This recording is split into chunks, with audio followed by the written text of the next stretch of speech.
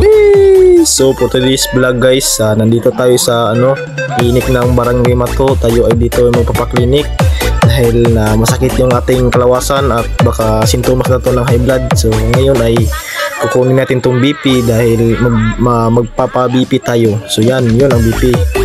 Yan, so yan ang purma ng BP guys. Yan, yung palikod niya. Yan, may hose pa yan sa gilid, yan yung so yan, ilalagay na natin para malaman natin kung ilan yung blood pressure natin, para kung high blood ba tayo o hindi. So dyan natin malalaman. So at atin na itong i-on or i-activate kumbaga, yan, para malaman natin kung tayo ba ay high blood or o dyan napakalabad ng ulo ko dyan dahil sintomas siguro yan ng pagka high blood siguro ko. Ayan, yun. Ayan, dyan natin malalaman kung ilan yung ating blood pressure.